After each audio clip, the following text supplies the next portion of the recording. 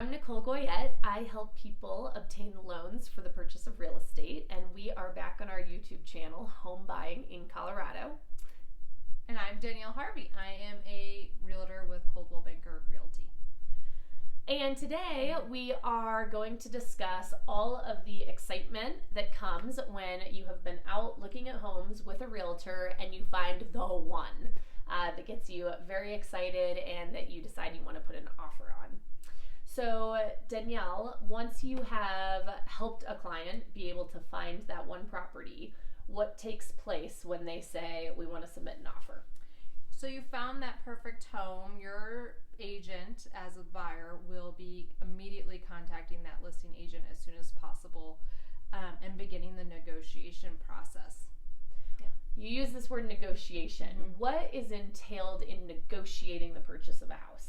There's tons of different things that can be negotiated within a real estate contract. However, to simplify it, you are going to be talking about things such as purchase price, earnest money, down payment. You're going to be talking about whether or not they're going to accept any offers with a home inspection or if they're expecting to sell the home as is.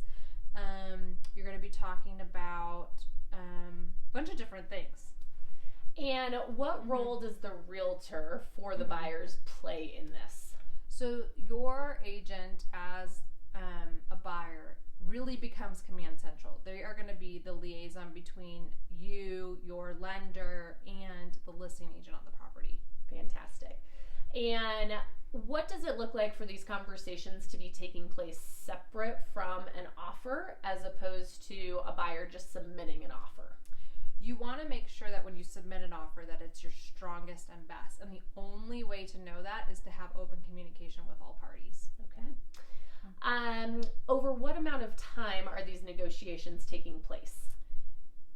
In a normal market where you're not having to make split-second decisions, you can sleep on it. So we can gather as much information. We can look at what the sellers are expecting to receive, what they hope to receive, or even what they are willing to even entertain at the bare minimum, and then you can sleep on it. So in a normal market, I would say, within 24 hours or so, we would actually be putting together an offer.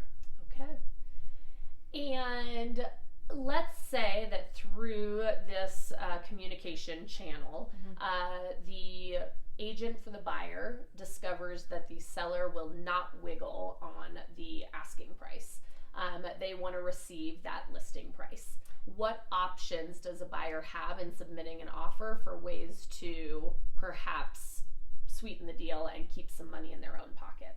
So that's a very common thing, especially early on and once a home has been listed. Unless a home has been sitting for a very long time, most sellers are going to expect asking price. So what I would say is that you can negotiate different things such as you can ask for seller concession for interest rate buy downs if you're not too keen on the interest rate you're being quoted. You can ask for seller concessions to be done in the way of repairs on the home following a home inspection. You can ask for you can sweeten the deal a little bit with like wiggle room with things such as like closing date or letting them have a post-closing occupancy agreement, stuff like that. Fantastic. Well, thank you so much for the information, and we will tackle the topic of seller concessions in much more depth in a future video. Thanks.